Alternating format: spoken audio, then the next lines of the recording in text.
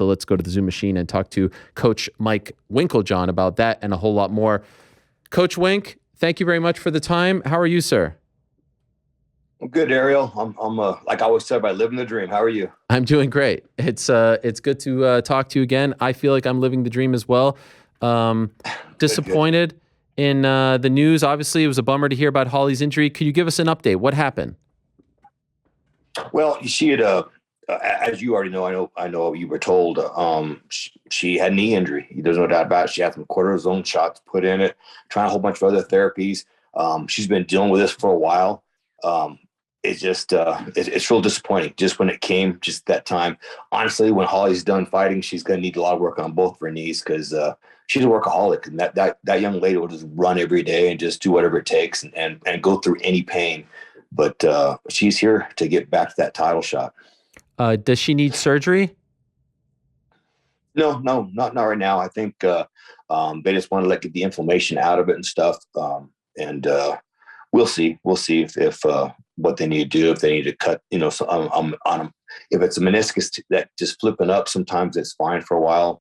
So we'll find out. Don't have all the information yet. Okay. Do you think she fights again this year, or do you think? Oh, hell yeah. Oh yeah. Yeah, she would love to get rescheduled right away. Yes, sir. Okay. And do you like her at 145 or 135? Oh no, 135 for sure. You know what? The reason why Holly took the fight at 145 was just nobody wants to fight her. I mean, honestly, behind the scenes, and some people have said it publicly. I mean, you're talking about number one, Jermaine. Jermaine said, "I will never fight Holly again." I don't know. She said something about her life was threatened after the last fight or something by whatever. She doesn't want to fight Holly. Holly scared the crap out of her. She doesn't want to fight Holly again. And she's ranked number one. Aspen Ladd turned Holly down. Number four, I think, is Aldana. Aldana was Holly smoked Aldana in Abu Dhabi. Cash West next. Pena was they're set up for the title with Pena. So there you go. I'm trying to think else. Caitlin Vieira, she got beat up. Yana got beat up by Aldana, and Misha Tate turned Holly down. I mean, that's it. That's like the top 10. Everybody's turned Holly down. So Holly's supposed to fight. She's never turned down a fight, and she says, "Yeah, whatever. I'll go to 45. I just want to fight." It's terrible that this happened, and I feel bad. I feel bad for the UFC, honestly, because they end up putting on a the main event. She's been main event so many times. She's such a big draw, but she'll be back. She wants to fight. There's no doubt about it. That's the one, by the way. Holly Misha 2, I feel like, is the one to make, right? I feel like that's the one that they should have made right now. We tried. Misha said no. Okay. Interesting. The whole world needs to know. Misha said no. So Holly wants that. She'll do it. She's all aboard, all about that. Yeah. So this year, let's do it. That'd be great. They actually offered, because I had Misha on the show and I asked her about it, and she said that she feels like it's a bigger fight if it's for the belt. To the best of your knowledge, they actually offered it to her now before she got to the belt. Okay. Well, I'm surprised she's down. I don't know. She's ranked number 8 or 9 or something like that. Holly's number 2. Number 1 doesn't want to fight her. So why is she even worried about the belt at the moment? Okay. She's got a ways to go to get right. there. She has ways to go. No doubt about it. I'd love for Holly to fight for the title and then fight Misha Tate later, but Holly just wants to fight. Right. All right. So that's the story regarding Holly Holm. Speaking of boxers turned MMA fighters, you're doing a lot of work with Clarissa Shields, and she's returning October 27th. I didn't talk to you after her debut, her successful debut, and this is historic stuff. I know it got a little dicey there for a second, but for one of the best pound for pound, if not the best pound for pound fighter in female boxing to come over to MMA and climb the ladder there is just something you don't see, especially on the men's side. How would you rate her debut? What did you think of her debut in MMA? Well, you know what? They forget about Holly was that person in the past, and we did it with Holly. I rate her debut as honestly a 9. The only reason she wouldn't get a 10 on it is because she disregarded our instructions and she re-engaged, went back down in there. But honestly, for her first fight, she was in over her head in many ways with the grappling. But oh my goodness, that girl can fight. She just wants to fight. She's punching from the back. It was kind of it was fun to watch the want to not lose that she has.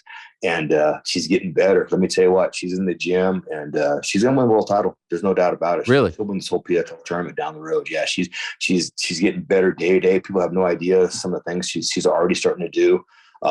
She's got tremendous hips. So she's starting to blast double people all day long, and she's using her hips so well to defend. She's very, very athletic and very strong. So I'm excited about her future. If it was up to you, would you like for her to focus on MMA full time and not box? Gosh, you know what? Yes, that'd be fantastic because it's a totally different sport, totally different defense, totally different all things, as you know. But mentally, I don't think she wants to do that, you know. So now I don't want her to do that. I want her to do both sports and live her dream to be a world champion in both at the same time. And so maybe I take that back. Maybe I do want her to do both because I just want to see her have a big smile on her face. She's becoming a part of the team. She's helping each other out, and she's growing on us. So I'll be real happy to see that success in the future. Can she reach her peak though as an MMA fighter if she's going back and forth? That's the big question in my mind. Well, if anybody can, you know what, she can. You know, Holly left boxing behind and went on and went forward. Clarissa's trying to follow her footsteps, but trying to be the both at the same time. And I don't blame her. You know, it's all about the legacy and history and becoming the best of all of it in her mind at the time. Holly was, and Holly still will win the world title. Don't get me wrong, but Clarissa down the road in the future. Yeah, she's going to be next in line, no doubt. How many more years do you want to see Holly fight for? Not a lot. There's no doubt about it. When she says I'm done, then she's done. You know, it's one of those things that a long time ago, she actually got knocked out by Anne-Sophie Matisse, and everybody thought, you need to retire, you need to retire. And everybody around her, you know, basically said, you need to retire. And I looked at Holly because I know Holly. She's such a competitor. I said, no, you're going to get that rematch and beat this girl up. What if she would have retired? Instead, she beat the girl up, won the world title back, and went on to knock out Ronda Rousey and have this amazing career that she's had. So she's had bumps in the road. She's had to deal with. But when she's ready, I'll definitely be on her side. So either way, I'm ready. But she's getting better than ever. It's really weird. She's going to be 40 here soon, and she's just dogging the 20-year-olds in the gym, just athletically and everything. So she's getting better than ever. I guess the reason I asked that was because you mentioned, you know, the knees and having to get them worked on when the career is all but said and done. But you know, we're starting to see the guys who I think helped put Jackson Wink on the map to a degree. You know, Carlos Condit recently retired. We're starting to see those guys and gals slowly walk away. Carlos, what did he mean to you and the team, if you can put it into words? You know what? Carlos came from here. You know, he's local. You know, like a lot of our guys early on were local before we started getting a big name for ourselves. Carlos, you know, the natural born killer. He's the nicest guy in the world, but man, he would get in the cage and just become an animal. He would just become a fighter. He's so competitive. Carlos had a gigantic heart. I know he's got the same heart for his kids. He meant a lot to us. You know what? He just came in and grinded and helped us. How lucky we were that Carlos grew up in Albuquerque and came to our gym. Is that hard for you when you start to see these guys who were so important in the early days of the gym start to say, I'm done? Yeah, it was hard, but I saw it coming. There's no doubt about it. Age happens and comfortable. They get comfortable. So guys, they get to the top. Sometimes they decide, I don't want to really work quite as hard as I used to. I want to get my little training partners helping me out. And they don't have the same drive to be uncomfortable, and you have to just grind and be uncomfortable to stay there. But we saw it coming on, and that's when we started working on people behind the scenes. And honestly, gosh, in my mind, I'm thinking we probably have, last time I counted, like about 14 guys that if the right things happen, they're going to make it to the top. I mean, that's where it's at. It's amazing the skill sets that are coming in the gym at a younger age now. And I'm real excited about a lot of our up and comers. I don't want to put you on the spot, but is there like a name or two that we may not know about right now that you are really, really excited about? Yeah, well, of course, about Aaron Pico, but he came with a lot of skills, and oh my God, that kid works so hard. Everybody knows about him and how well he's going to be. He's going to be world champion. We're doing really well in Bellator. You know, I've got Davion Franklin. I mean, just a heavyweight. I don't know if you know anything about him, but I think it was But a lot of people are talking about he's the next one. He's the next one that can dominate like Daniel Cormier. But he's more athletic. He's very explosive. He's 4-0. Never had an amateur fight. In fact, when we first met him, he was living in his car in the parking lot of Walmart. He was sleeping there every night because he had no money to his name. So he's basically homeless. He wanted to train. So after some decision making, I just put him up at the gym for a while, and we started training him. And oh my goodness, thank goodness we did. I mean, here's a young man he's walking around. Honestly, I don't know, he might be 280 right now. Big kid, and he jumps up and his head hits the ceiling all the time. He's 9 foot. He just flies. He's incredible. The athleticism he has, and he's becoming a great striker. He's 4-0 now in Bellator. No amateur fights with I have three finishes. So I'm excited. Does he have a home now? Yeah, actually now what's funny is there's a success story. Even if he stopped fighting right now, he's learned a lot of things about life, I believe, that I think MMA does for people as far as that dedication and that drive. And it opens up a lot of doors because people, honestly, a lot of guys want to be those guys, and they want to be around those guys. And so, and he's very intelligent, very charismatic. I think he could do anything, but he's got his own place now. I think he's got a 3-bedroom apartment. He's doing so well. He was part of the Bellator's development league that we got him into, myself and Rick Guerrero, his manager, did a great job with him. So he's doing very well for somebody with 4 fights, no amateur fights. So I'm proud of him.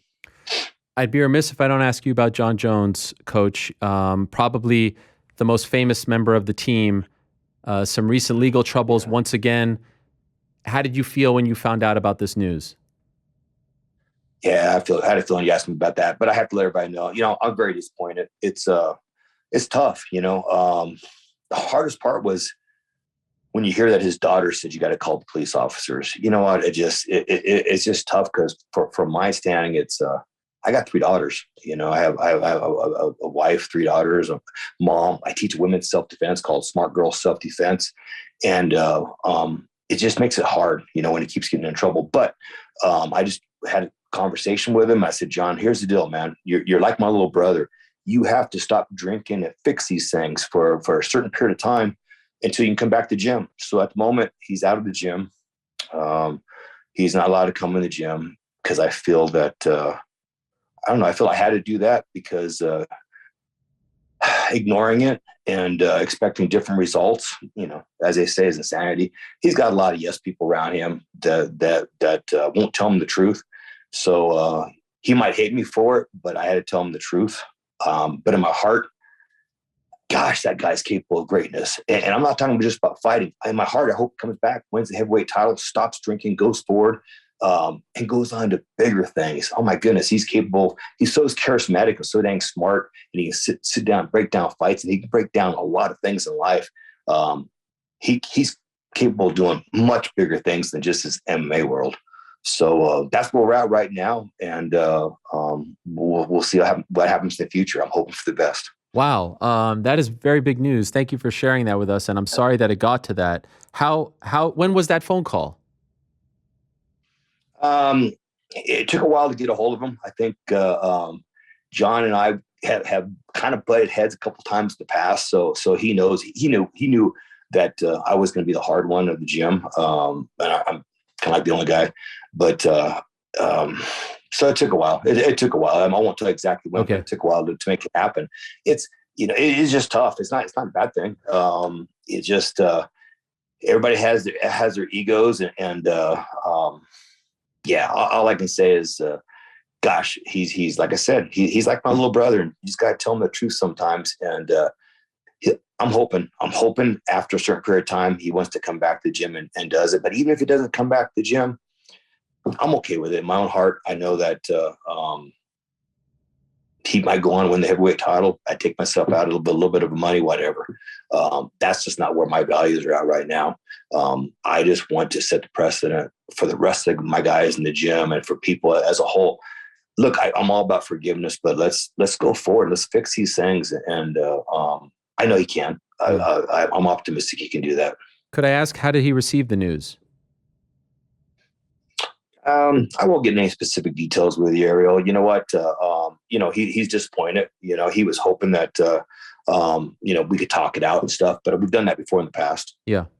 That's it. You know what? It's, I won't go into any details. Actually, those are between he Fair. and I. That's fair. The details are between the two of us. And, like I said, I'm there to back him up. In fact, what I've noticed from outside is a lot of the MMA community, a lot of reporters, not you, but they almost seem to relish and enjoy the fact that he messed up, and which pisses me off, because these are the same guys that when he comes back and he goes win the world heavyweight title, they'll be on their knees asking him for an interview, and that bugs me. So I just had to throw that in there because I really get upset the way I see some of the reporting that's out there. Could I ask, in the past, he has gone into trouble, as you alluded to, and you guys have stood by him. And other people I know, even locally in the papers, they've talked about, hey, Jackson Wink needs to sever ties with Jon because you're the home team, right? Like, you are a sports franchise in Albuquerque. There aren't any pro teams. Why now? Why did you feel like now was the time to do this? I wish our leaders, our government thought that. But anyway, that's a different story. Yeah. You know what? It's my decision on this one. I just we've always been about helping, and the whole gym's full of goofballs. People fight for a certain reason. They've all had bad past, bad things happen to them, and you want to help them. I mean, we all have. I mean, I was a terrible young man. Gosh, thank goodness I got involved in the martial arts. But we just, at some point in time, I guess I'm the only guy, but I just kind of felt that enough's enough. Let's see if we can't change it. And I got to set the precedent. I had enough. So that's about it. I'm just curious how the process, like, did you tell the whole team this, or will a lot of them find out now because you're saying it publicly? Like, how does that work? You know what? It's pretty much, I've a lot of the guys that I'm closer to know and stuff, but I don't go make a big public announcement about it and stuff to everybody. I knew I was going to get asked about it at some point in time, and it needs to be out there because I want the women we teach in our Smart Girl Self-Defense to know that, hey, look, I got your back too. I'm all about, we got to fix these things. And Jon would never do anything bad if he wasn't drunk. I mean, honestly, that's it. But with that being said, got to fix it. That's all. Do you think he can fix it? Yeah, I do. In my heart, I do. If once he's willing to accept the truth, and if he doesn't have if others out there stop being yes people, I think it'll help. But ultimately, it's no one else's fault. It's and this is just this decision between he and I. And if I hope I made the right decision. If not, I'm okay with it. I'm at that place. So. And just curious, like, other coaches, everyone's on board. Like, it won't be one of those things where he can go train with another Jackson Wink coach on the side at his house. I mean, he's got the facility, he's got the resources. Is this something that everyone's on board with?